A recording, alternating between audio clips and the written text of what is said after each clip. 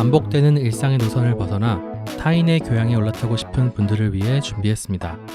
본격 지식생각 시선 투척 방송 개별 교양 환승센터 109회 주말편 지금 시작합니다.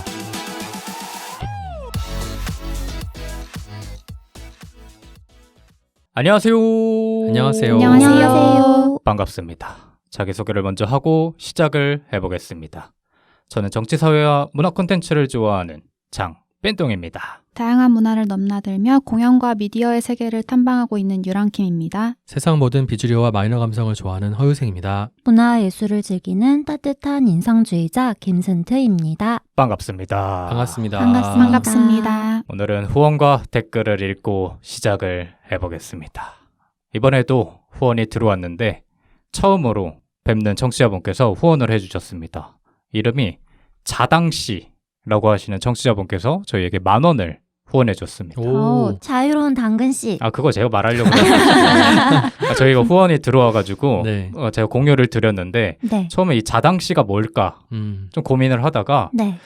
도저히 모르겠는 거예요. 네. 그러다가 딱 문득 그 유튜브에 댓글을 달아주시던 자유로운 당근씨님이 아닐까. 뭐 확실한 건 아니지만 네. 아마 그렇지 않을까 싶습니다. 왜냐면 최근에도 댓글을 유튜브 통해서 댓글을 남겨주셔가지고 네. 저는 그렇게 생각하기로 했습니다. 맞는 것 같아요. 네. 혹시나 아니시라면 네. 저희에게 알려주시면 재빠르게 정정을 해드리겠습니다. 네. 아마 자유로운 당근씨님이 맞을 것 같아서 일단 자유로운 당근씨님의 댓글을 읽고 시작하면 될 것 같은데 네. 유생님 에피소드에 달렸기 때문에 네. 네. 유튜브에 아카식 레코드 편에 남겨주셨습니다. 음. 그래서 주로 이전 에피소드를 주로 듣고 있으신데 이 아카식 레코드라는 주제를 딱 보시고 참을 수 없지 하면서 들어오신 것 같아요. 네. 왜냐면 아무래도 지대너볕에서 예전에 최 사장님께서 이걸 다루신 적이 있거든요. 저도 그게 생각나가지고 이게 준비해보긴 했었는데 굉장히 반가우셨나 봅니다. 네. 네. 그때는 최 사장님은 오컬트에 가깝게 보통 이야기를 해주셨는데 네. 저는 이제 메타인지나 통찰 명상 쪽으로 이야기를 풀어갔잖아요. 네. 그 부분이 흥미로우셨다고 네 하신 것 같습니다. 묘하게 웃으면서 말하시는 게 기분이 굉장히 좋아 보이십니다. 재밌네.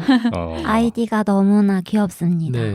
그니까요. 그 영어 아이디도 네. 뭐라 그랬죠? 프릴리 캐럿. 프릴리 캐럿님 이렇게 아이디가 보이던데 거의 저희 유튜브를 지켜주시는 유일한 청취자 분이세요. 네. 오. 그리고 심지어 이번에 유튜브 조회수가 네. 아카식 레코드가 워낙 난해하다 보니까 적게 나왔잖아요. 네. 그럼에도 불구하고 굳건히 지켜주셨다. 아주 그래서 유생님이 든든합니다. 아주 힘이 나셨을 것 같다라는 맞습니다. 말씀 드립니다. 후원 감사합니다. 감사합니다. 감사합니다. 그 다음에 누가 읽으실 건가요? 순트님? 네. 저는 포스카11님께서 유랑님 반겨주시면서 네, 아카식 레코드에서 저희가 환생하면 뭘로 환생할 거냐 네. 물었었잖아요. 근데 한 번씩 더 짚어주셔가지고 저도 댓글 읽으면서 그때가 생각나서 너무 웃겼습니다. 강동원 인형. 절세 미녀. 절세 미녀. 귀여운 절세 미녀. 강아지가 지금 모습 그대로 유랑님 이렇게 네. 남겨주셨네. 네. 그래서 명상도 배워보고 싶으시다고 말씀도 남겨주시고 완전체라서 좋다라고 말씀해주셨는데 이번 에피소드도 잘 들어주신 것 같아가지고 네. 네, 감사한 마음이 들었습니다. 항상 네. 감사합니다. 맞습니다. 스카일릴님.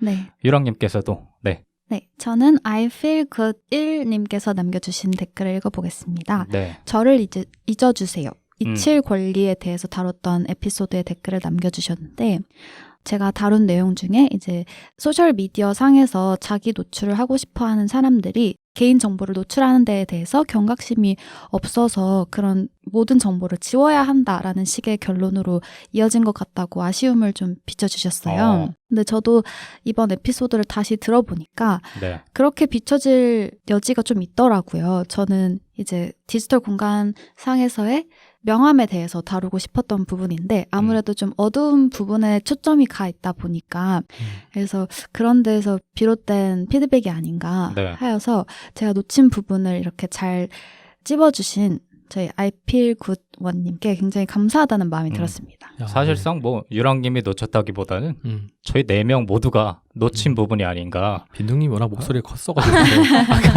거기서 옮겼던 사람이 저였나요? 엄청 목소리 컸잖아요 그때. 그때 진짜 제가 예전에 피해를 본 적이 있어가지고 네, 그랬는데 저도 읽어봤는데 굉장히 건강한 피드백이 아닌가. 맞아요. 맞습니다. 그리고 저희가 녹음하면서도 살짝 뭐 그렇게까지 크게 신경 쓰지 못했던 부분이라서 오히려 빈 공간을 아이필고원님이 채워주신 게 아닐까라는 생각도 들고 네.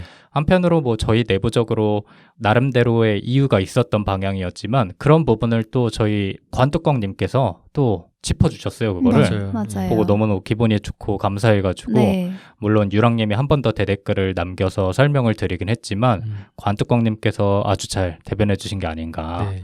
라는 생각도 들면서 뭐 여러 생각이 들었습니다. 맞습니다. 이렇게 뭐 같이 만드는 청취자분들과 같이 만드는 에피소드의 느낌도 들고 맞습니다. 네. 아주 당근과 채찍이 공존했던 그런 댓글이었던 그러니까요. 것 같아요. 그래서 당근이든 채찍이든 저희에게 정말 도움이 많이 되는 피드백이니까 언제든 편하게 남겨주시면 좋겠어요. 네. 네. 감사합니다. 감사합니다. 감사합니다. 네.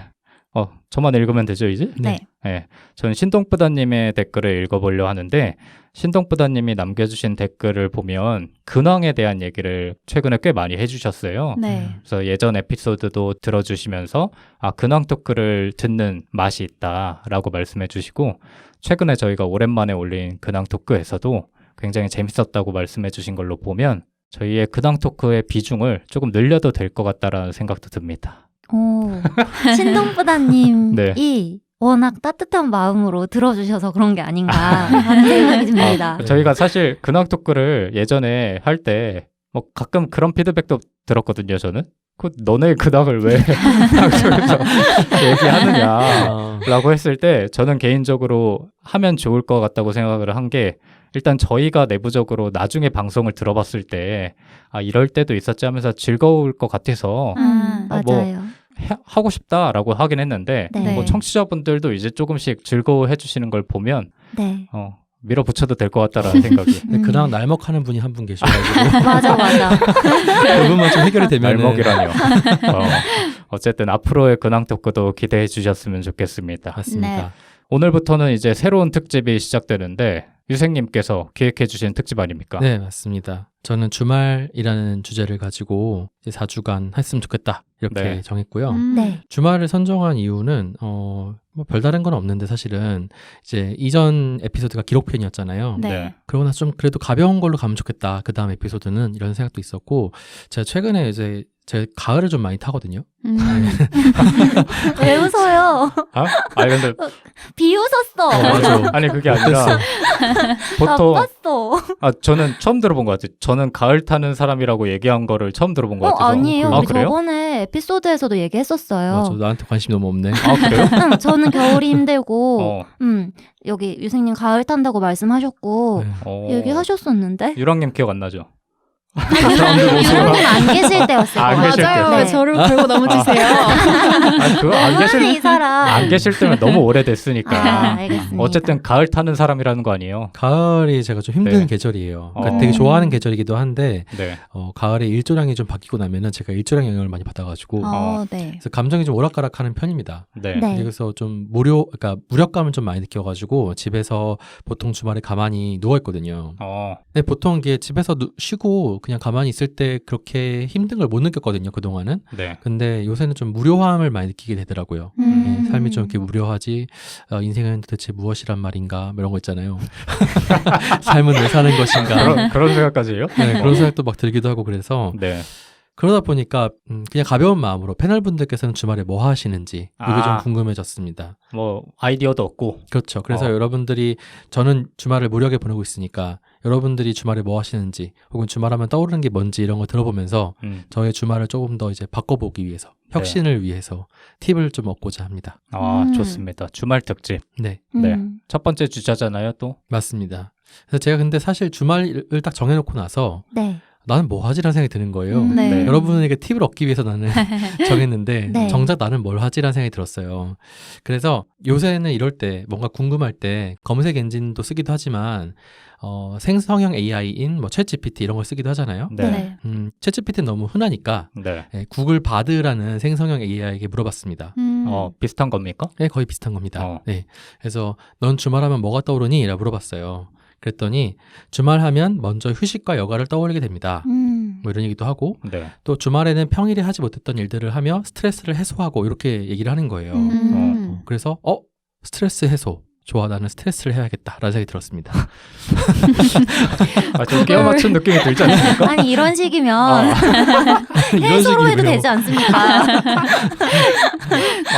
어쨌든 구글 바드가 아니, 정해준 그러니까 에피소드네요. 구글 바드로 시작해서 주말편이 탄생했다는 건가요? 아닌가? 아니죠. 주말편이 주말편을 탄생했는데. 정하고 그러네. 내가 뭘 할지 몰라서 구글한테 물어봤더니 네. 그 말 중에 스트레스 해소라는 말이 눈에 띄었다. 그렇죠. 네.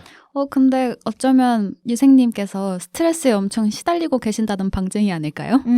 아까 그 가을이 힘들다 그런 이유도 비슷하니까. 맞아요. 그렇죠. 예. 그래서 또 시즌 3를 맞이하여서 또 과학을 또 다뤄봐야 되지 않겠습니까? 네. 그래서 과학을 연결시키는 과학으로 또 연결시킬 수 있는 주제다 싶어가지고 네. 스트레스에 관한 인체 생리학, 또 뭐 뇌인지 과학, 정신의학 여기다 플러스해서 인문학까지 한 스푼 끼얹어서 네, 오. 총망라해가지고 한 큐에 다뤄보겠습니다. 욕심이 많은 거 아닙니까?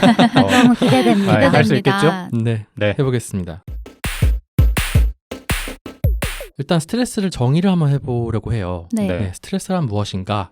국립재활원 홈페이지에 들어갔어요. 그랬더니 거기서는 어떻게 정의하고 있냐면은 스트레스는 개인에게 부담을 주는 정신적, 육체적 자극 그리고 그에 대한 반응 이렇게 나와 있습니다. 네. 그래서 어원은 스트레스의 어원은 팽팽하게 죄다라는 뜻을 가지고 있는 라틴어인 스트링게르라는 말에서 나왔다고 해요. 네. 그러니까 뭔가 줄이 팽팽하게 딱 긴장감을 가지고 있는 그 형태. 그래서 스트레스도 사람이 긴장하거나 뭐 외부의 자극이 왔을 때 그거에 대해서 몸이 긴장하고 수축하고 반응하는 그런 것들을 총망라하는 현상이라 볼 수가 있겠죠. 네. 근데 이거는 조금 어떻게 보면 좀 넓은 의미니까 디테일하게 스트레스를 좀 정의해 보자면은 크게 세 가지 정도로 정의할 수 있을 것 같아요. 첫 번째는 자극에 초점을 맞췄을 때예요. 네. 그러니까 자극을 중심으로 스트레스를 보게 되면은 사람들에게 불쾌한 감정을 초래하거나 정상적인 정보 흐름을 방해하는 그런 환경적인 변화를 스트레스라 보는 사람도 있어요. 네. 보통 이런 걸로 받아들이지 않나? 그러니까 스트레스가 외부에서 그냥 오는 존재라고만 생각하는 거죠. 자극만이 스트레스다 이렇게. 네. 네. 근데 반응에 초점을 맞출 수도 있습니다. 그러니까 네. 스트레스는 일종의 반응이다라고 해가지고요.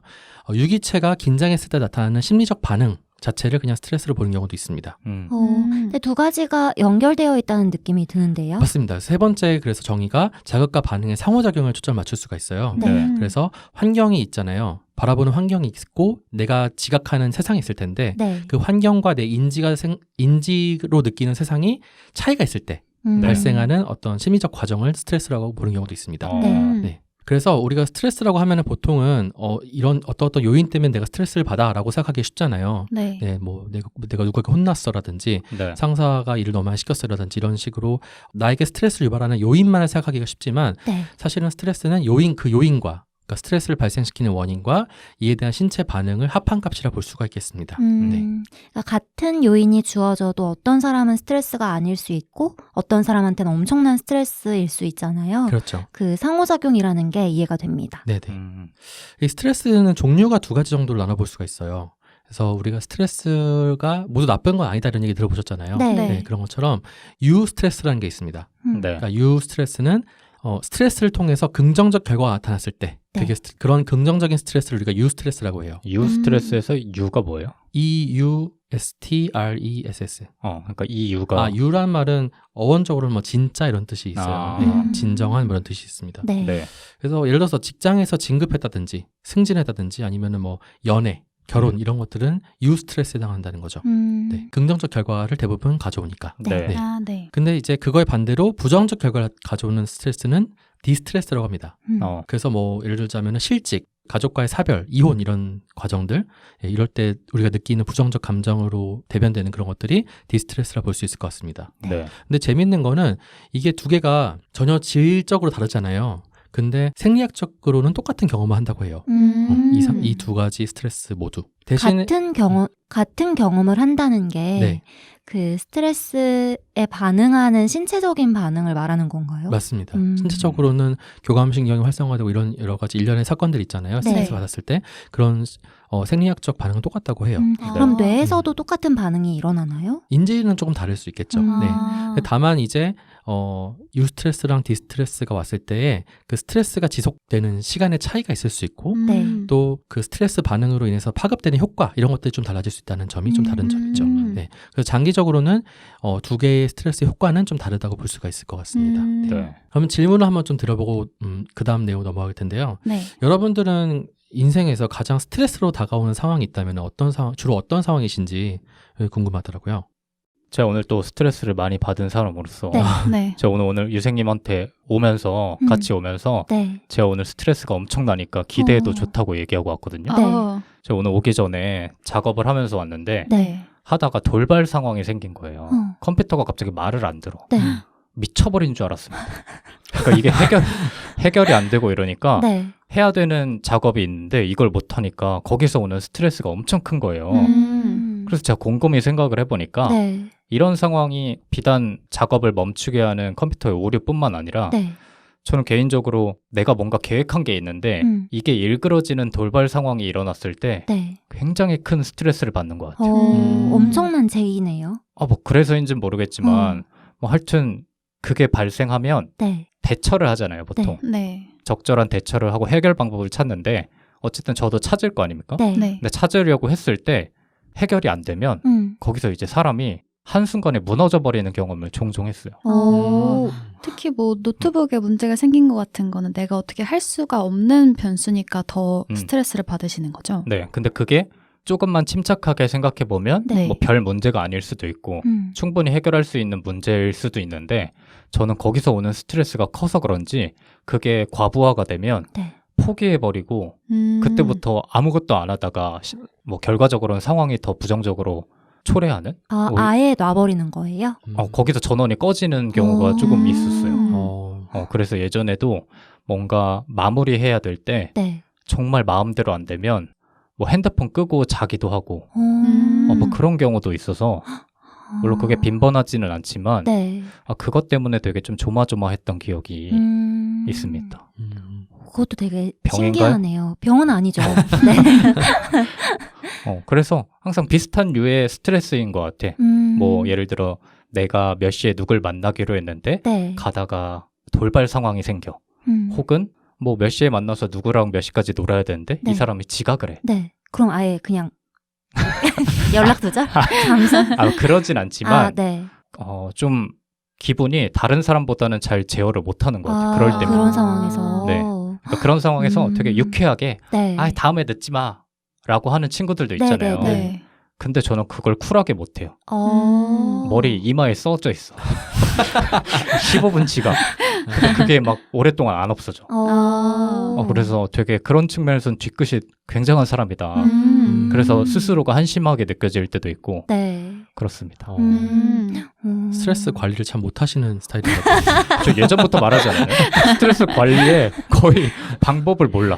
근데 그렇게 궁금한 게 꺼버리고 예를 네. 들어서 해야 할 일이 있는데 안 될 것 같아. 뭐가 어그러졌어. 그래서 꺼버리고 자잖아요. 네. 그럼 자고 일어났을 때는 어떻게 하세요?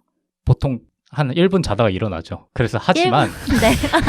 그러니까 네. 예를 들어 내가 이거를 안 했을 때 미치는 영향이 타인한테 미치는 영향이 큰 거다. 그럼 네. 절대 그렇게 못 하죠. 근데 예를 들어서 나랑 한 약속들 네. 뭐 예를 들어 일주일에 몇 번 헬스장을 간다. 그런 것들 있잖아요. 네. 네. 안 해도 뭐 부정적인 영향을 타인에게 주지 않는 것들. 네. 그럴 때는 자주 포기하는 것 같아요. 그냥 포기? 응. 생포기. 생포기. 근데 그런 경우 많이 못 봐서. 그거는 이제 저랑 했을 때 그 타인의 영향을 주는 것들이니까. 근데 문제는 그렇다고 제가 잘 제어해서 타인과 작업할 때 그러는 게 아니라 네. 정말 스트레스를 받아가면서 한다는 거죠. 그런 것들을. 그래서 스은트님하고 뭔가를 했을 때 네. 뭐 지금까지 그런 장면을 못 봤을 수는 있지만 네. 그게 엄청난 노력이 필요한, 그러니까 스트레스를 받으면서 그렇게 해내는 거네요. 그죠. 제 머릿속에는 이제 어. 스은트님에 대한 욕이 한 바가지 눈으로 있었을 하고 수도 있어요. 있다. 그래서 좀 무서워요. 이게 언젠가 네. 지금까지는 뭐 문제가 안 됐지만 네. 근데 더 크게 부정적으로 퍼질까 봐. 느껴져요. 그래서 저는 빈도님 보면 안쓰러워요. 그러니까 뭐, 저렇게까지 할 일인가. 맞아. 그런 얘기를 많이 들어요. 아. 아, 그러니까 다른 그 분- 해소의 방법을 알아야 되지 않을까. 그렇죠. 오늘 그 답이 있습니다. 잘 아. 들어보세요. 어떻게 하시죠? 아, 근데 이럴 때마다 네. 매번 유생님이 해소의 방법을 말해주거든요. 네. 네. 그러니까 뭐 다른 에피소드에도 많았잖아. 맞아, 네. 뭐 맞아. 명상도 있었고. 근데 안 해. 사람이, 들어먹어. 사람이 안 바뀌어. 말하다 보면 뭐 있겠죠. 맞아요. 오늘 한번 도전해 봅니다. 아, 그래요? 좋습니다. 다시 도전. 아니 그럼 반대로 계획대로 모든 일이 이루어졌을 때 거기서 오는 쾌감이 되게 큰 건가요? 쾌감은 있죠. 아, 하지만 그 스트레스를 뒤집을 만큼의 쾌감은 또 아니죠. 아 그걸로 어. 스트레스를 해소할 수는 없다는 네, 거죠? 그냥 당연한 거라고 생각해요. 아. 다른 분들 어때요? 응. 얘기를 해야지 네. 나만 이상한 사람이 될 수 없으니까. 저는 타인한테는 너그러운데 자신한테 엄격한 편이에요. 아. 그래서 내가 나의 기준을 충족시키지 못하면 엄청난 스트레스를 받아요. 네. 그래서 예를 들어서, 다른 사람의 나쁜 얘기를 하는 걸 저는 너무 안 좋아하거든요. 네. 네. 그런데 얘기를 하다 보면 그렇게 약간 이야기가 흘러갈 때가 있어요. 그러면 저는 또 장단을 맞춘답시고 다른 사람에 대한 나쁜 얘기를 할 때가 있거든요. 네. 어. 그러고 나서 엄청난 스트레스를 받고, 음. 그러니까 나랑 얘기를 나눈 그 사람들은 뭐 상관없어, 나한테는. 네. 뭐 그 사람은 할 수도 있고 얘기하다 보면 그럴 수 있지라고 되게 너그러운데 내 스스로의 그런 행동에 대해서는 음. 엄청나게 스트레스를 받고 하는 편이에요. 그런 맥락에서 어떤 일도 내가 뭔가를 기준을 세워서 수행했어야 되는데 하지 못했어. 또는 하지 못할 것 같아. 그걸 인지하는 순간 엄청난 스트레스를 받고 네. 그런 편인 것 같아요. 네. 정반대인데요?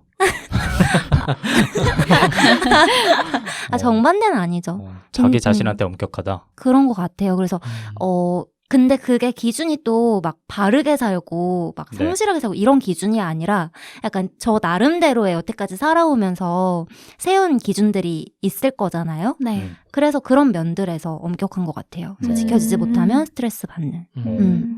저도 약간 비슷할 수도 있는데 저는 직업 특성상 일이 프리랜서라서 제가 받을 수 있는 만큼 들어오거든요. 네. 그래서 제가 욕심을 내면 더 받을 수도 있고 욕심 안 부리면 덜 받고 돈을 덜 받는 구조겠죠.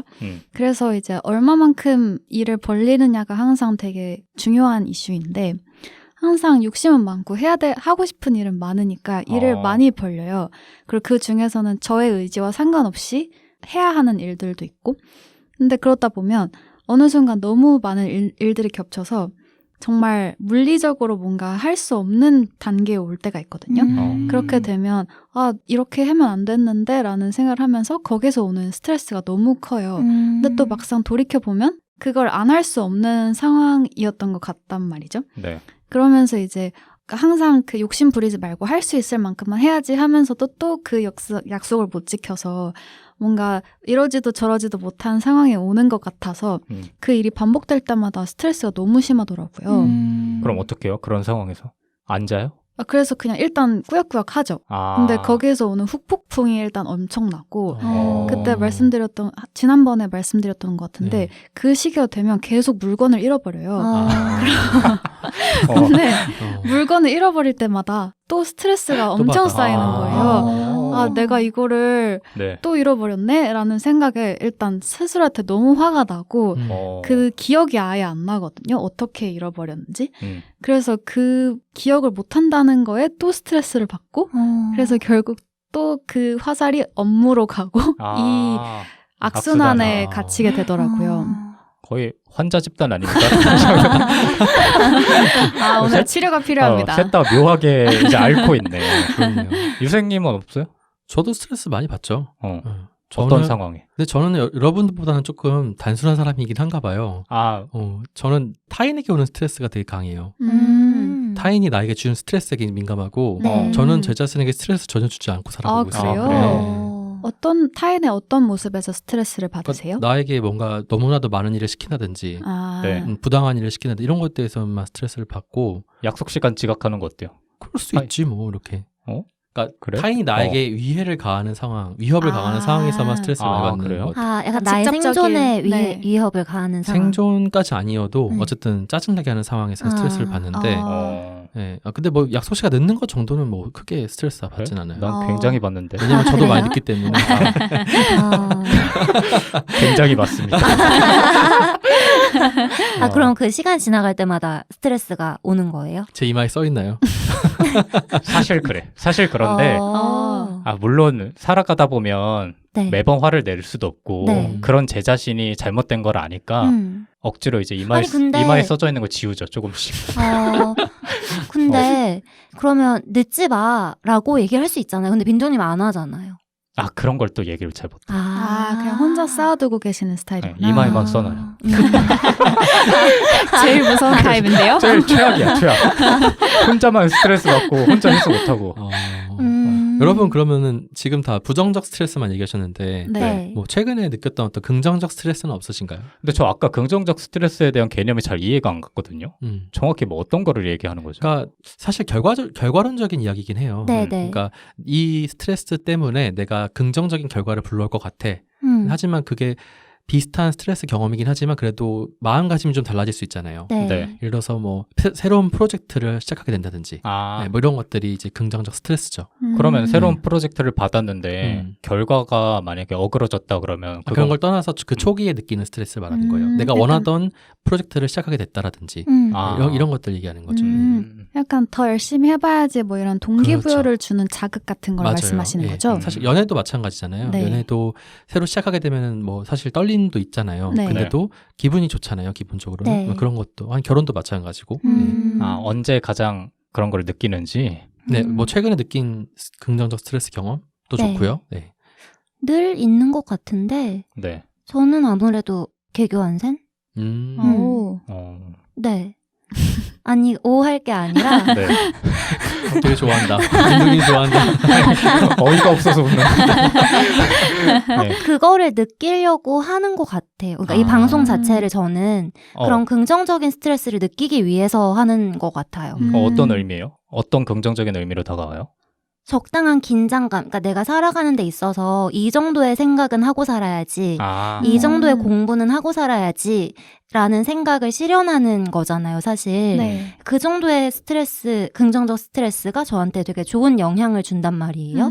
그러면서 뭐 여러분을 만나고 또 자극을 받고 일상생활에 활력이 되고 댓글 보면서 좋아하고 이런 것들이 스트레스가 아니진 않거든요. 그런데 앞서 말한 그런 부정적인 종류의 스트레스랑은 다른 거죠. 어쨌든 네. 해야 할 게 있으니까. 네. 네네.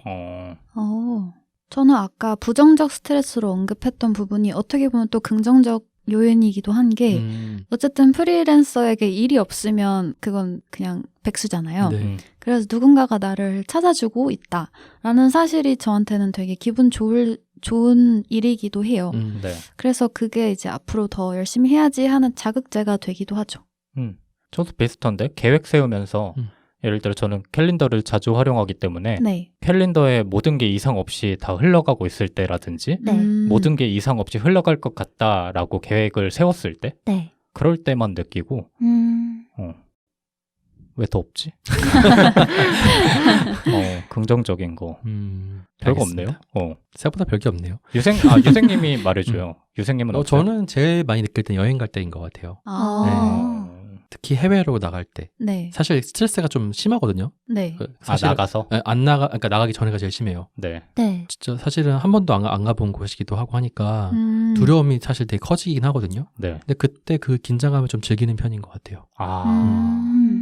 어떤 식으로 즐기세요? 춤추나? 가면 좋겠지 뭐 이렇게 생각하면서 오늘 춤을 춰 아무거나 다 춤 갖다 붙이시네. 생각해보니까 네. 마감 같은 거 할 때 그런 거를 은근히 즐기는 것 같기도 하네요. 그래요? 변태다. 그러니까 마감할 때는 엄청 힘들지만 네. 웬만하면 저는 다 봤거든요. 네. 그러니까 예를 들어 의뢰가 들어오는 뭐 글쓰기 작업이나 이런 것들이나 네.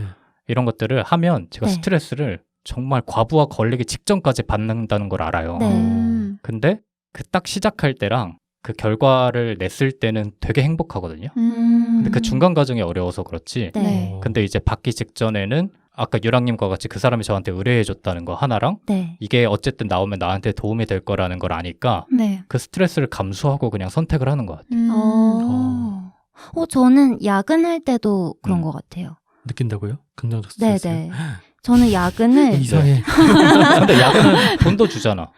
네, 근데 돈을 주는 걸 떠나서 네. 저는 제가 주도적으로 야근할 때가 많거든요. 아. 그러니까 어. 위에서 했으면은 부정적 스트레스를 느낄 것 같은데 네. 저는 야근의 대부분이 그냥 내가 더 하고 싶어서 내가 뭔가 업무를 더 잘 해내고 싶어서 할 때가 훨씬 많단 말이에요. 네. 그럼 주변에서는 왜 그러냐고 의아해 하거든요. 그런데 저는 그때 긍정적 스트레스를 느끼는 것 같아요. 네. 신기하네요. 그러게. 변태가 많은 집단이에요. 변태 환자의 그렇군요. 스트레스는 왜 생겼을까요? 스트레스가 생긴 이유에 대해서 한번 알아보도록 할게요. 네. 사실 우리 몸은 신석기 시대와 그렇게 차이가 없대요. 몸의 구조라든지 생리학적 반응 자체가 신석기 시대 그대로 지금도 이어지고 있다는 거죠. 그래서 이 스트레스 상황이라는 거를 우리가 보통은 위협을 느낄 때 느끼게 되잖아요. 네. 네. 옛날 신석기 시대 혹은 뭐 그 전에 시대에서 유인원들이 예를 들자면은 뭐 나를 쫓아오는 코끼리가 있다. 나를 쫓아오는 뭐 사자가 있다. 이런 상황이 펼쳐지잖아요. 네. 이런 위험 상황 속에서 우리 교감신경계가 활성화됩니다. 네. 네. 교감신경이 활성화되게 되면은 우리가 흔히 투쟁 도피 반응이라고 부르는 그런 반응을 이끌어내게 돼요. 네. 그러니까 이게 뭐냐면은 맞서서 싸울 것인지 바로 도망갈 것인지를 결정하는 단계라고 보시면 되겠죠. 네. 네. 그런 위험 상황이 발생하게 되면은 뇌에서 경보가 울립니다. 그래서 삐용삐용 경보가 울리기 시작하면서 미리 프로그램화된 대로 몸이 움직이기 시작하는 거죠. 예를 들면 신장을 빠르게 박동시키게 되고 네. 또 팔과 다리로 혈액을 쫙 보내가지고 언제든 도망갈 수 있거나 싸울 수 있게 힘을 주게 되는 거죠. 네. 또 깊은 심호흡으로 이제 근육에 더 많은 산소를 운반시키게 되고 땀을 막 흘려가지고 열 손실을 최소화시키고요. 그러니까 이제 이때 과거에 인류가 살았던 자연 그대로의 상태에서 느꼈던 이 스트레스 반응이 현대인에게도 그대로 남아있게 되는 거죠. 그런데 이제 현대 사회에서 스트레스가 문제되는 경우는 우리가 실질적으로는 위협이 아닌데, 그러니까 생존의 위협을 느낄 만큼의 어떤 그런 위험이 아님에도 불구하고 네. 이 위협 상황을 너무 자주 느끼게 되는 거예요.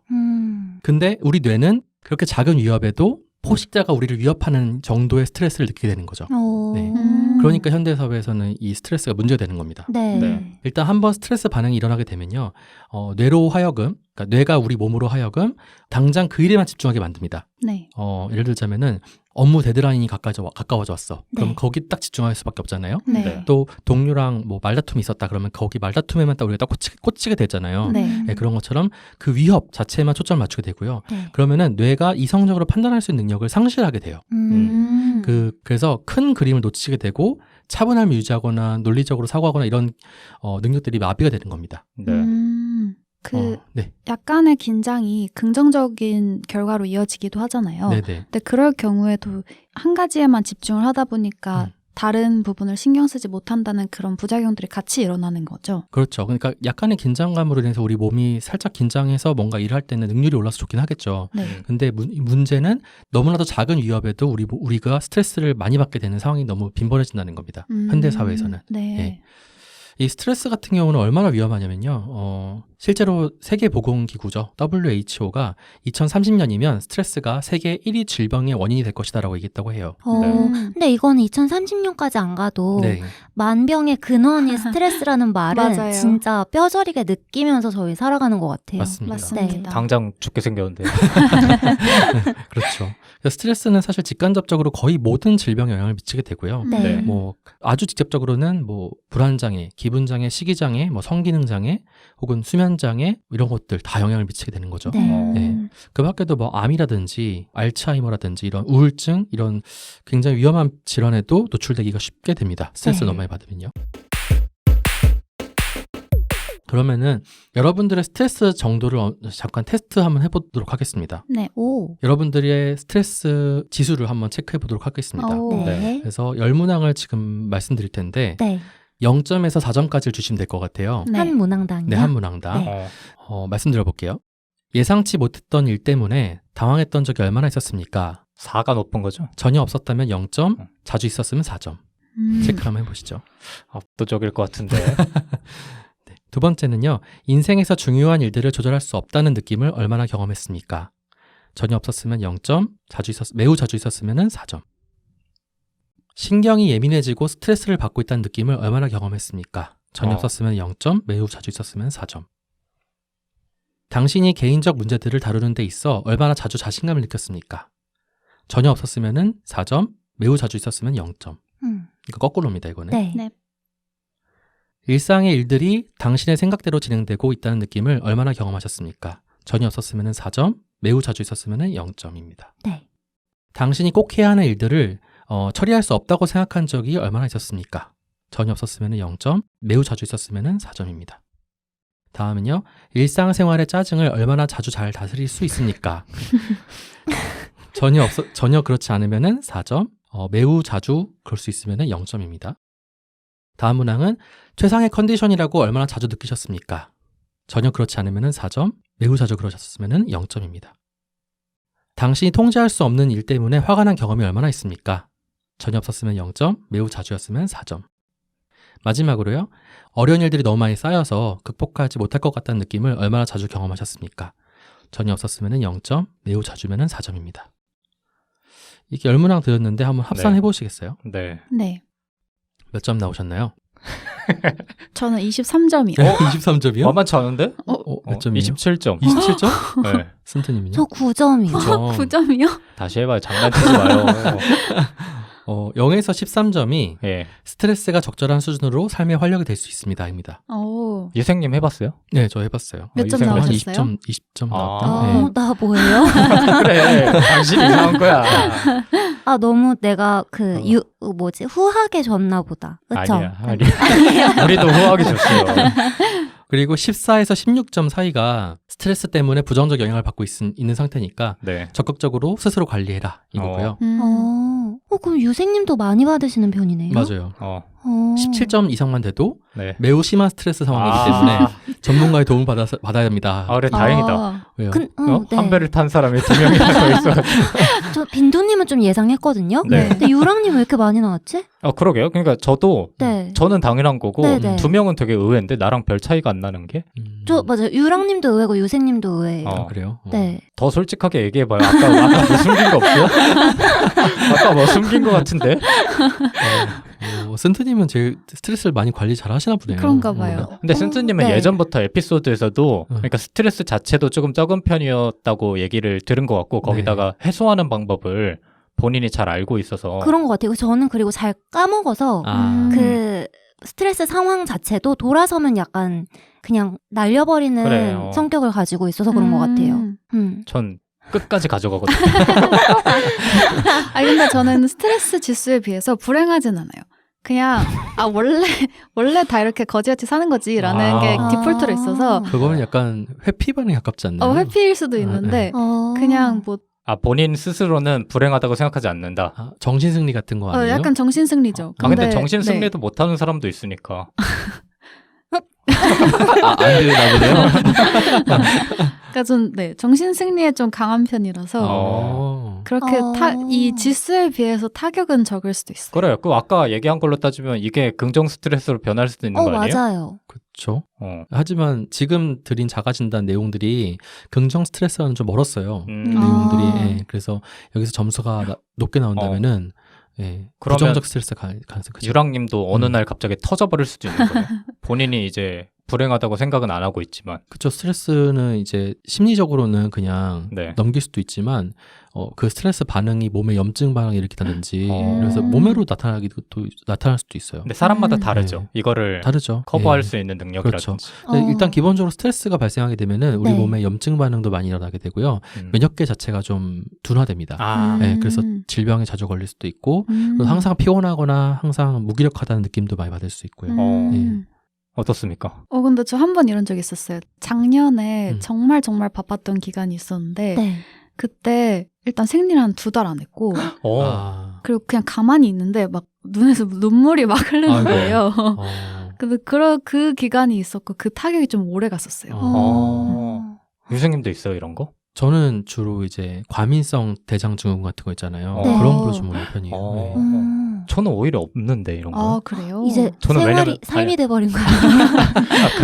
그런 것도 있을 텐데 네. 저는 매일 푸니까 어떻게 풀어요? 매일 짜증을 내고 사니까 매일 짜증내고 화내고 사니까 이게 조금씩 새어나가는 게 아닐까? 근데 짜증 안 내잖아요. 맞아요. 안 보이는 데서 엄청 내요. 그리고 마음속으로 내고. 받아주는 사람이 병 걸리겠네.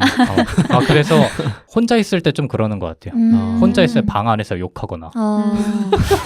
이렇게 얘기하니까 사람이 좀 이상하네. 그러니까 그런 거 있지 않아요? 뭐예요? 예를 들어서 길 가다가 누구랑 부딪히거나 아니면 누가 막 왜 지금 그런 식으로 행동하냐고 나한테 뭐라고 하는 경우 있잖아요. 네네. 그러면 마음속으로 엄청 작게 욕해요. 크게 하지 왜요? 그 사람한테 들리면 싸움 나니까. 그러면 좀 낫던데? 근데 이게 계속해서 이야기를 이어가 보자면은 네. 빈둥님이 방금 얘기하신 게 어떤 스트레스를 푸는 방법의 일환이잖아요. 네. 그러니까 단순하게 풀어낸다, 그러니까 쏟아낸다 이런 개념이잖아요. 네. 근데 스트레스라는 게 기본적으로는 생존과 관련이 돼 있어요. 네. 아까 말씀드렸던 것처럼 포식자를 피해가지고 위협으로부터 우리가 피하기 위해서 스트레스 반응이 일어나지 않습니까? 네. 그러니까 오로지 스트레스 반응은 생존으로 이어지게 돼요. 그런데 이 문제는 뭐냐면은 인류의 어떤 목표가 오직 생존인가를 생각해 볼 필요가 있다는 거예요. 현대 사회에서. 네. 예. 그러니까 그렇다면은 인간의 정신과 뇌는 그러면 생존을 위한 어떤 도구에 불과하고 기계 부품일 뿐이냐, 이런 개념도 될 수가 있겠고, 우리가 산다는 것 자체가 모두 생존에만 연결돼 있다, 직결돼 있다라고 생각한다면은 삶이 되게 힘들잖아요, 어떻게 보면은. 네. 그래서 우리가 스트레스를 어떻게 바라보느냐가 되게 중요할 것 같아요. 어떤 자세로 스트레스를 대하고 바라보는가에 따라서 스트레스는 우리 삶의 인생 자체를 우리가 인생을 바라보는 것 자체를 바꿔놓을 수가 있어요. 네. 그러니까 말씀하신 것처럼 빈둥님께서 내게 다가오는 스트레스를 바로바로 풀어가지고 오로지 그 상태의 스트레스를 해소한 데만 모든 게 초점 맞춰져 있다면은 네. 우리가 사람으로서 살아갈 때 뭔가 많은 걸 놓칠 수가 있다는 거죠. 여기서 더 놓칩니까? 충분히 놓치고 있는 것 네. 같아요. 그럼 어떻게 해야 돼요? 그런 얘기를 오늘 조금 더 뒤에 가서 해보도록 할게요. 네. 네. 우리 그러면 이제 스트레스를 조금 더 자세하게 이해하기 위해서는 좀 과학적 내용을 여러분들과 함께 나눠볼까 합니다. 네. 네. 그래서 기본적으로 스트레스는 뇌에서 일어나는 반응이거든요. 네. 근데 우리 뇌는요, 세 개로 이루어져 있어요. 세 가지 부분으로 이루어져 있어요. 그래서 보통 파충류의 뇌, 그 다음에 포유류의 뇌, 그리고 이성의 뇌, 이렇게 세 가지의 부분으로 구성되어 있습니다. 네. 이때 이 파충류의 뇌 같은 경우는요, 왜 이름이 파충류의 뇌냐면은 실제로 파충류에도 있기 때문이에요. 그러니까 우리가 파충류가 가지고 있는 뇌 구조도 그대로 가지고 있다는 뜻이 되겠죠. 네. 보통 소뇌와 뇌간 이런 부분들을 파충류 뇌라고 하는데, 이 파충류 뇌는 오로지 생존에 관련된 생리적 현상을 담당합니다. 네. 예를 들면 배고픔, 통증, 온도를 감지하는 거, 이런 것들 있잖아요. 자동적으로 유지돼야 될 모든 생명 유지 기능을 전부 다 여기서 담당하게 돼요. 네. 그럼 포유류의 뇌 같은 경우는 변연계라 불리는 곳인데, 여기는 학습과 감정의 중추입니다. 그래서 위험 요소를 살펴가지고 그것을 위험 요소가 뭐가 있는지 학습하게 되고, 또 거기서 좋은 일이 있냐 나쁜 일이냐를 판단하는 어떤 감정적 반응을 일으키는 뇌거든요. 네. 네. 그래서 우리 인간에게 발생하는 감정들은 주로 이 파충류의 뇌하고 포유류의 뇌에서 발생하게 됩니다. 네. 근데 이와 더불어서 인간은 대뇌 심피질이라 불리는 이성의 뇌가 더 추가적으로 발달돼 있어요. 이 대뇌 심피질에서는 감정의 뇌가 주로 이제 자동적으로 느끼는 것이라면은, 네. 여기서는 느끼는 감정 한 번 더 해석하고 사고하고 추론하고 또 상상하고 계획 예측 성찰할 수 있게 하는 부분이 이성의 뇌입니다. 네. 근데 우리가 보통 스트레스로 인해서 문제가 생기는 경우를 이제 감정의 영역으로 치부해 버리는 경우가 많잖아요. 네. 네. 이게 무슨 얘기냐면은 네. 뭐 힘들고 무슨 어려운 일이 생겼어. 그러면은 이성의 뇌가 거기다가 막 부연 설명을 하겠죠. 네. 어떤 이유 때문에 그렇고 어떤 이유 때문에 그렇고 이렇게 얘기를 하게 되는데, 그러면 이성의 뇌가 그렇게 정보를 처리하고 나면 그 정보 처리한 것만 남게 되는 거죠. 네.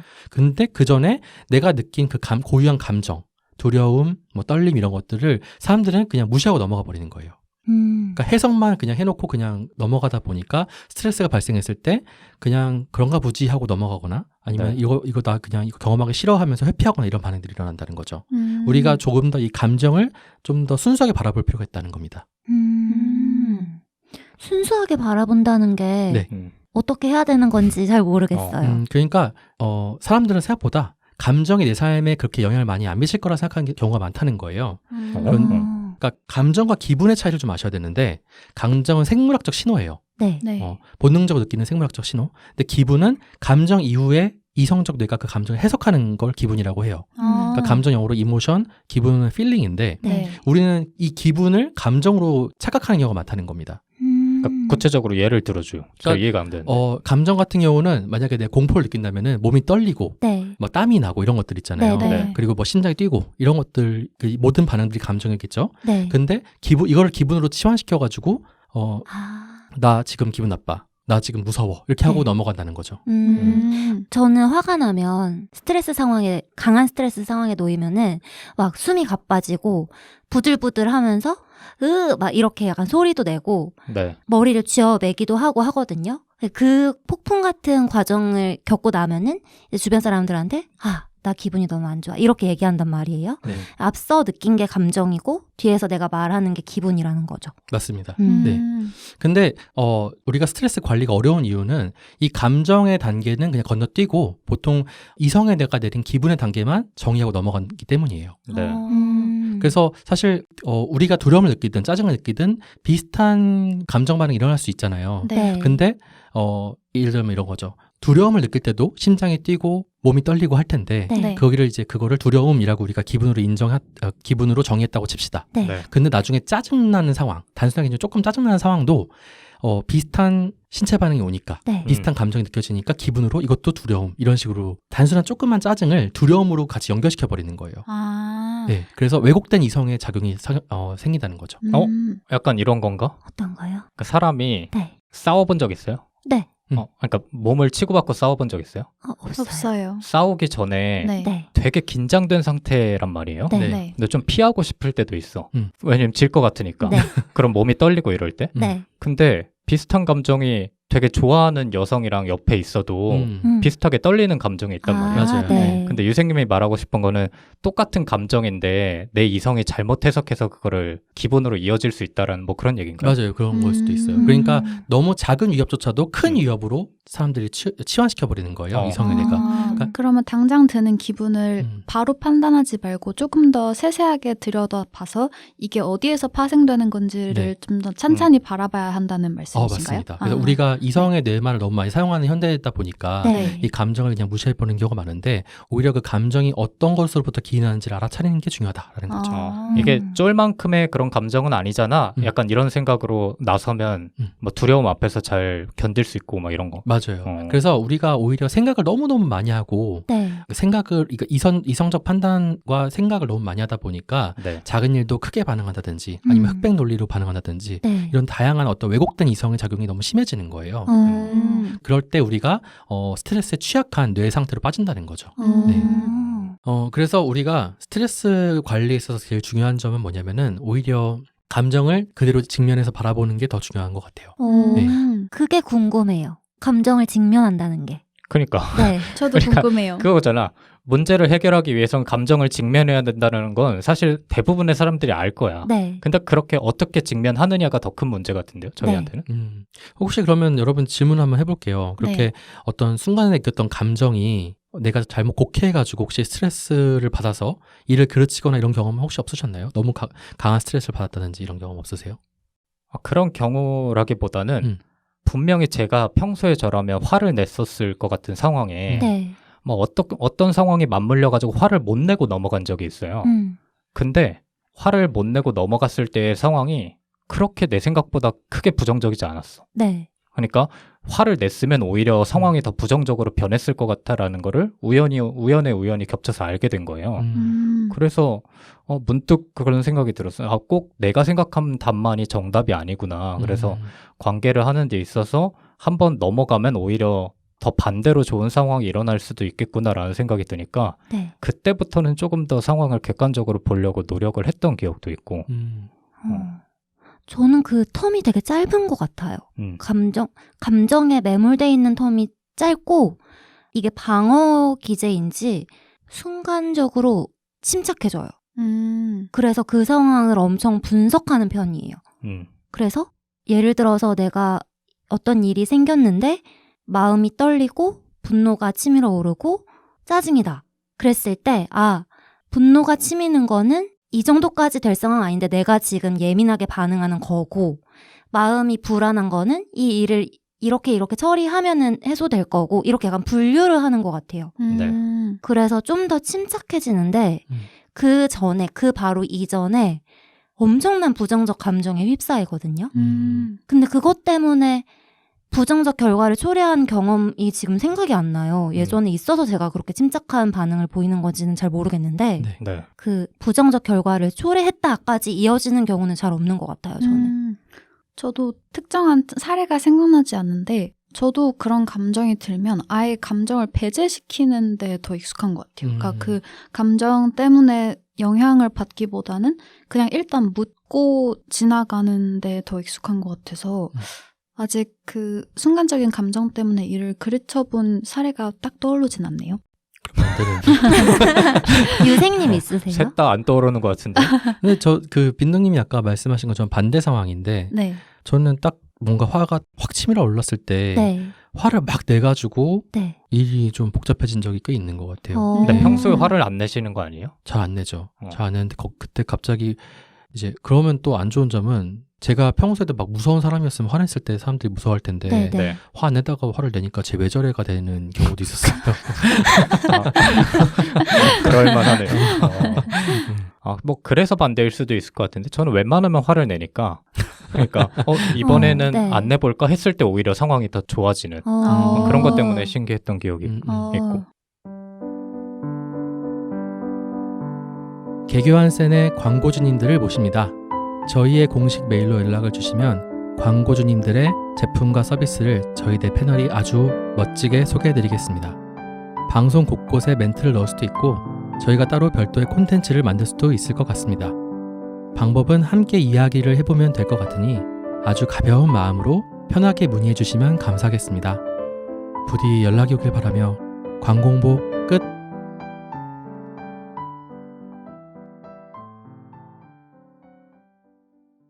그러니까 결론적으로 말씀드리면 조금 내용이 정리가 안 되는 것 같은데 조금일까요?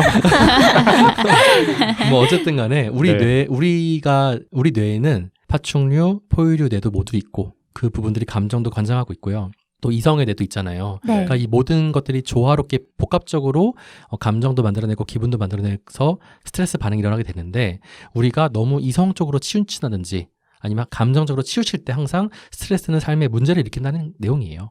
네. 그런 말씀 드리고 싶었습니다. 그래서 어떻게 해야 된다고요? 그러면은 스트레스를 어떻게 대처하는지가 이제 중요하지 않겠습니까? 네, 그게 네. 이제 맞습니다. 궁금했습니다. 네. 스트레스를 대처하는 방법은 두 가지가 있습니다. 수동적인 대처가 있고 능동적인 대처가 있습니다. 네. 근데 우리가 보통 택하는 것은 수동적 대처가 굉장히 많습니다. 쉽게 말하면 회피하는 거죠. 네, 문제가 해결될 때까지 회피하고 외면하는 거예요. 네. 근데 이 수동적 대처의 문제점은 상황이 자꾸 악화된다는 것입니다. 네. 예를 들어서 데드라인 다가오고 있는 일이 있는데 이제 보통 남성 같은 경우는 어떻게 회피를 많이 하냐면은 스포츠를 본다든지 음주, 흡연, 자극적인 영상물, 뭐 심하게는 도박, 싸움 이런 걸로 회피를 하게 돼요. 네. 여성들은 쇼핑, 친구와 카페에서 만나서 수다 떤다든지 아니면은 음식을 너무 많이 섭취한다든지 이런 걸로 많이 이제 회피를 하게 되죠. 네. 이런 분들은 주로 감정을 마비시키는 분들입니다. 네. 그래서 스트레스 상황에서 발생하는 감정들을 마비시킨 상태인 거죠. 네. 네. 그래서 잠시 스트레스가 없는 것처럼 느끼게 돼요.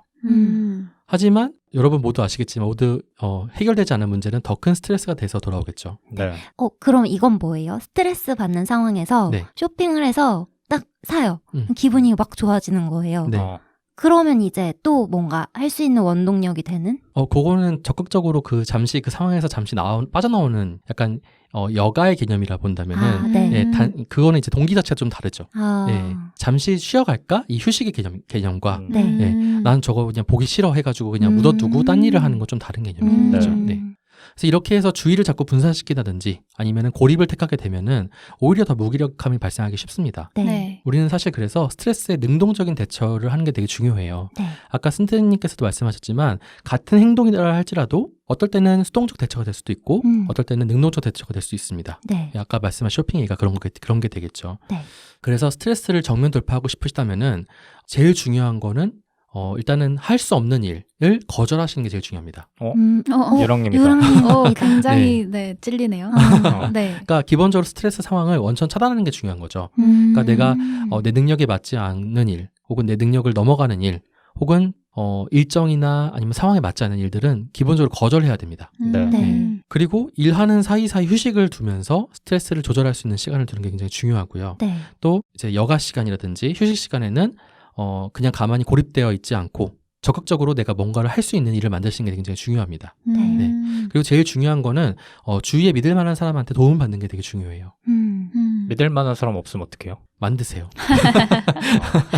아, 근데 이게 거절할 수 있는 게 진짜 너무 중요한 것 같은데 네. 이게 맞아요. 또 막상 내일이 되면 쉽지가 않더라고요. 네. 언제 나를 찾아올지 모르는 일인데 네. 라는 생각이 들면서 네. 자꾸 그 유혹을 뿌리치지 못하는 상황이 발생하게 되던데.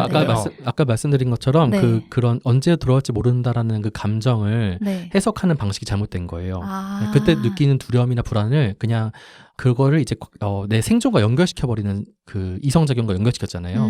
그러지 말고 그냥 현 상황에 집중하면서 이건 내가 할 수는 없는 일이야 라고 하면서 그 감정을 이제 포기를 하시는 게 맞는 거죠. 스트레스로 인한 그 부정적인 면들보다 이 일을 함으로써 주어질 보상이나 아니면 나의 발전이 더 큰 가치가 있는 건 아니에요? 유랑님? 그것 때문이지, 그렇다고 사실. 생각하고 싶은 거죠. 왜냐면 근데 유랑님의 케이스는 우리가 잘 이해할 수가 없는 게 네. 보통의 일반적으로 회사를 다니는 사람이나 일반인들은 그냥 일이 들어와도 그냥 쳐내도 큰 문제가 없어. 왜냐면 월급 형식으로 들어오니까. 근데 네.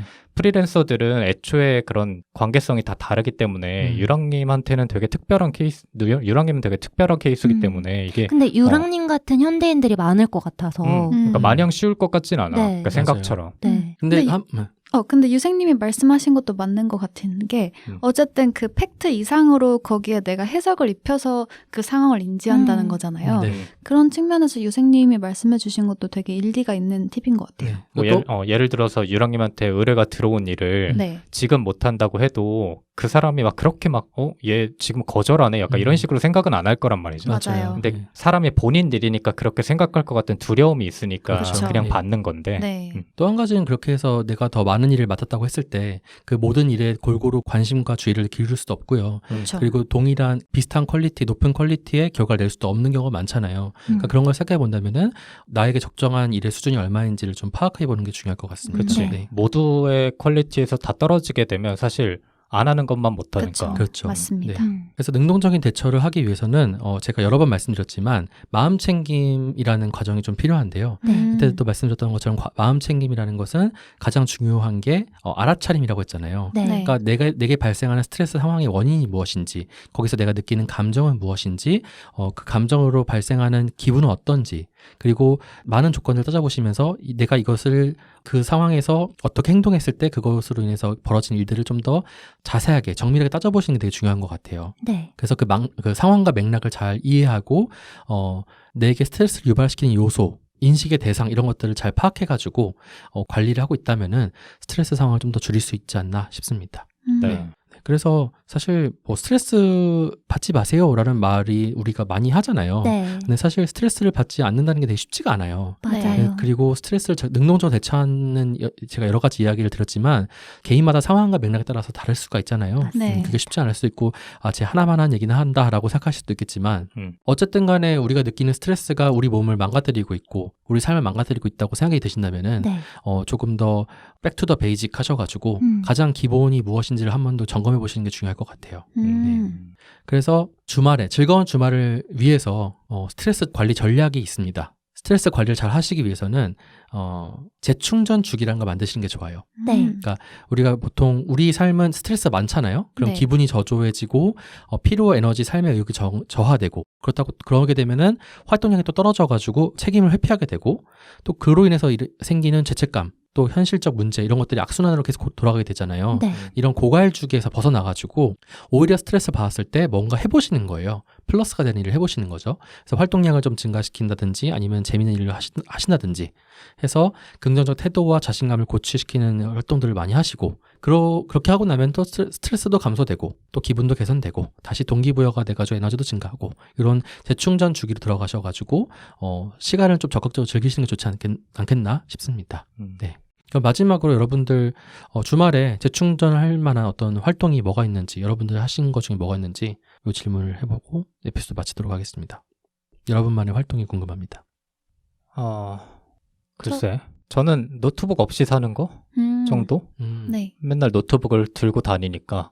네. 근데 오늘 얘기를 들으면서 생각이 든 건 주변 사람들의 행동이 되게 중요한 것 같아요. 맞아요. 특히나 저한테는. 네. 왜냐면 저는 사실 가장 큰 스트레스가 뭐야? 라고 했을 때 네. 주변 사람들이에요.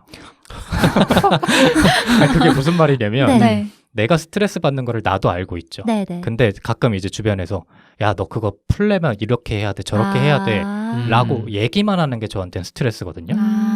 근데 곰곰이 듣다가 그럼 나한테 도움이 되는 주변 사람들이 뭘까라고 생각해 봤거든요. 네. 그냥 같이 하자고 이끌어주는 사람이 고마운 것 같아요. 저는. 그러니까 예를 들어서 그 사람과 저의 상황은 아까 유생님이 말씀했다시피 다르잖아요. 네. 근데 이 사람이 되게 여유 있고 나는 여유가 없는데 본인의 해결 방법을 자꾸 주입시키려고 그러는 거야. 네. 그럼 저는 거기서 스트레스가 더 크단 말이죠. 네. 근데 그렇게 말로 하는 친구보다 야, 그냥 주말에 나랑 같이 어디 한번 갔다 오자 하고 했을 때 저는 오히려 그게 더 고맙더라고요. 근데 이 얘기를 왜 하냐면 내가 만약에 스트레스를 받는 내 친구가 있다면 저라면 그렇게 해줄 것 같아요. 그러니까 한번 이 친구한테 뭐가 필요하다라고 생각이 들면 같이 이렇게 끌고 네. 한번 경험을 해보는 것도 하나의 해결 방법이 되지 않을까? 그래서 예를 들어서 유생님이 저한테 마음 챙김을 같이 해보자라고 해주면 되게 고마울 것 같다라는 생각을 아까 문득 했어요. 마음 챙기면 개인이 하는 건데. 그러니까 내가 네. 얘기하고 싶은 건 그거야. 네. 개인한테 이게 다시 이렇게 전가가 되게 되면 물론 스트레스는 더 본인이 큰 푸는 스트레스다. 거지만 본인이 가장 고통받고 있는 상황에서 이거를 다시 과제처럼 다가오는 게 저한테는 좀 저 같은 사람한테 좀 힘들더라고요. 무슨 말인지 있겠네요. 알겠어요. 근데 제 3자 입장에서는, 그러니까 다른 사람 입장에서는 내가 그걸 만약에 주도적으로 이렇게 하자라고 했을 때 네. 오히려 그게 이제 더 큰 스트레스가 될까봐 맞아요. 선뜻 음. 그렇게 행동으로 옮기지 못하는 경우도 맞아, 많을 맞아. 것 그럴 같아요. 것 같아. 그래서 네. 이렇게 저 같은 사람은 선언을 해주는 것도 좋을 것 같아. 어떡해요? 나는 네. 이런 거를 하자 그러면 좋아하니까 네. 많이 말해달라. 지금 선언 한번 해보세요. 못한다. 믿을 만한 사람들입니까?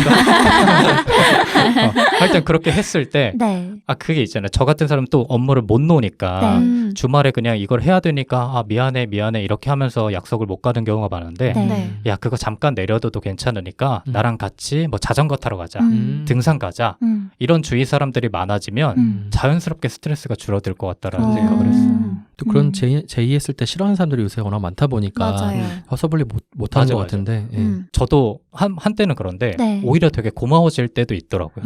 그래서 뭐 강요하는 거는 좀 그렇지만 네. 뭐 이런 거 하는 게 어때? 라고 해주는 사람이 많아진다면 우리 사회에 많아진다면 그러지 않을까. 좋네요. 좋네요. 진짜. 다른 분들 어떠신가요? 저는 뭐 거창하지 않아도 한 번씩 교외로 나가서 바람 쐬는 것만으로도 정말 큰 스트레스 해소 방법인 것 같아요. 네. 대부분의 스트레스가 이 사람들 속에서 내 역할을 해내야 할 때 오잖아요. 네. 그러니까 그런 도시 속의 환경에서 잠깐 벗어나서 자연을 보면서 이 바람을 쐬는 것만으로도 한번 분위기가 환기되면서 스트레스를 풀 수 있지 않나 하고 다른 생각을 할 수 있는 여유를 좀 갖게 되지 않나 싶어요. 그런 측면에서 본인은 잘하고 있네요. 나름 해보려고 하고 있죠. 저는 그 완급 조절을 하는 게 좋은 것 같아요. 네. 그러니까 내가 엄청 바쁘게 살고 있다면 하루 이틀 정도 그냥 늘어져 있는 거, 내가 계속 늘어져 있는 삶을 살고 있었다면 하루 이틀 뭐 날 잡아서는 바쁜 뭔가를 해보는 거. 내가 너무 바르게 살고 있었으면 뭐 하루 이틀 정도는 막 음주를 막 엄청 해본다든지 네. 그런 식으로 저는 약간 하는 것 같아서 뭔가 새로운 것을 계속 해보면서 지금 나의 이 시기에 필요한 것은 뭘까라고 생각해보는 과정을 좀 즐기면 좋지 않을까라는 생각이 들어요. 네. 근데 너무 큰 스트레스 상황에 직면하면 진짜 아무것도 하기 싫을 때도 있잖아요. 맞아요. 네. 선언하세요. 뭐라고요? 나도 불러달라. 그 얘기 하려고 그랬어. 근데 저도 그런 상황에서 주변에서 뭔가 응원해주고 따뜻한 말을 해주면서 제가 너무 바빠 보이면 좀 쉬어가자고 해주고 제가 너무 늘어져 있으면 이거 좀 해보자고 같이 해주는 누군가가 있을 때 엄청나게 힘이 되더라고요. 그래서 민둥님 말씀이 이해가 됐어요. 제 네. 주변도 딱 이렇게 나뉘는 거예요. 야, 이거 해야지 너 살아남아. 인 타입과 네. 이거 같이 해볼래? 내가 이거 하니까 진짜 좋더라. 네. 근데 너한테도 좋을 것 같아. 라고 했을 때 누군가는 전자인 사람이 더 도움이 되는 사람이 맞아요. 있지만 저한테는 후자인 사람이 조금 더 도움이 됐던 것 같아요. 그것도 때에 따라 다를 수도 있고요. 네. 그럴 수 있죠. 네. 좋습니다. 마무리해 주시죠. 오늘 방송 제대로 한 건지 잘 모르겠네요. 뭔가 이상한 게 흘러가가지고 지금 스트레스가 쌓이는 것 같아요. 갑자기 스트레스가 밀려오네요. 아, 아무튼 여러분들 네. 방송 듣는 청취자분들 모두 스트레스 너무 받지 마시고 네. 자신만의 스트레스 관리 전략을 세워보시는 게 좋을 것 같고 제가 오늘 준비한 에피소드가 조금이라도 도움이 되기를 바라봅니다. 만약에 들으시면서 도움이 안 돼서 스트레스를 받으셨다면 본인만의 스트레스 해소 전략을 댓글로 남겨주시면 너무 좋죠. 저희 모두의 스트레스가 풀릴 수도 그럼요, 있습니다. 좋습니다. 특히나 유생님의 스트레스가 네, 풀릴 수 있지 않을까 생각하면서 그럼 마무리할까요? 네 마무리하시죠. 네, 그럼 오늘 주말편의 첫 번째 에피소드는 여기서 마치도록 하고 저희는 다음 주에 주말편의 두 번째 에피소드로 돌아오도록 하겠습니다. 고생 많으셨습니다. 감사합니다. 감사합니다. 감사합니다.